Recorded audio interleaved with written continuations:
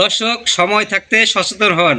আমরা যে বাচ্চাদেরকে দোকান থেকে যে মজাদার খাবারগুলো কিনে দেই, যেমন আম জুস, লিচু, এগুলো যে কিনে দেই, সেই খাবারগুলোর আড়ালে কি থাকে সেটাই আপনারা এখন দেখবেন। ভিডিওটা বেশি বেশি শেয়ার করে দিবেন, সবাইকে দেখার সুযোগ করে দিবেন। ভিডিওটা এক সেকেন্ডও স্কিপ করবেন না, নইলে কিছু বুঝতে পারবেন না। এই যে পরীক্ষাটা করা হচ্ছে, এই পরীক্ষাটা আপনিও বাসায় করতে পারবেন। আসলে এই ভিডিওটা সত্য কি মিথ্যা তখন আপনারা বুঝতে পারবেন। এটা আপনারা বাসায় করতে পারবেন।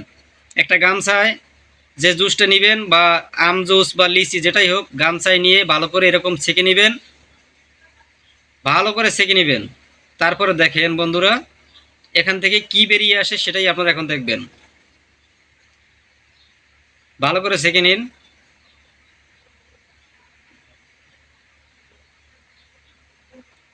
দেখুন এখান থেকে এখন কি বেরিয়ে আসে।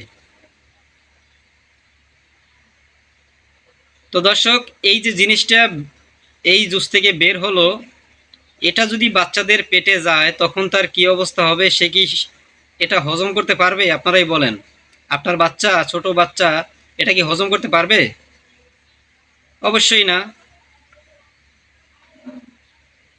তো বন্ধুরা, সময় থাকতে সচেতন হন, ভিডিওটা বেশি বেশি শেয়ার করে দিবেন। আপনি দেখতেছেন, আপনি সচেতন হবেন হয়তো, কিন্তু যারা দেখবে না ভিডিওটা, তারা কিন্তু সচেতন হতে পারবে না। তাই অবশ্যই ভিডিওটা বন্ধু শেয়ার করে দিবেন, তাতে কিন্তু অন্যের উপকার আসবে, তারাও সচেতন হতে পারবে। ভিডিওটা আমি কোনো কোম্পানিকে ছোট করার জন্য করতেছি না, জাস্ট আমাদের বাচ্চাদের শরীর স্বাস্থ্য দিকে চিন্তা করে আমি ভিডিওটা তৈরি করেছি। কোনো কোম্পানিকে ছোট করার জন্য এই ভিডিওটা তৈরি করা না।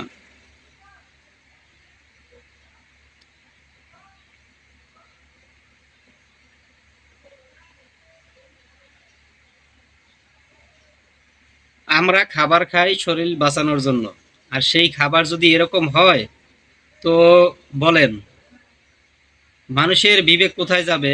ভোক্তাধিকার কিন্তু বহুতবার যেখানে যায় সেখানে হয়তো সাময়িক আহ, ঠিক হয়ে যায়, কিন্তু পরে কিন্তু ভাই বাঙালি তো আমরা, বুঝতে হবে ব্যাপারটা। বাঙালি মানেই তো আমরা এরকম।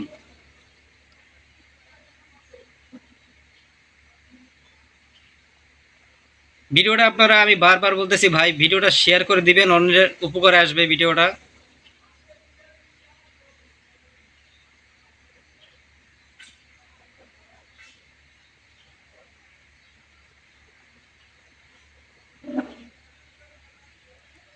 সময় থাকতে আমরা যেন সচেতন হই।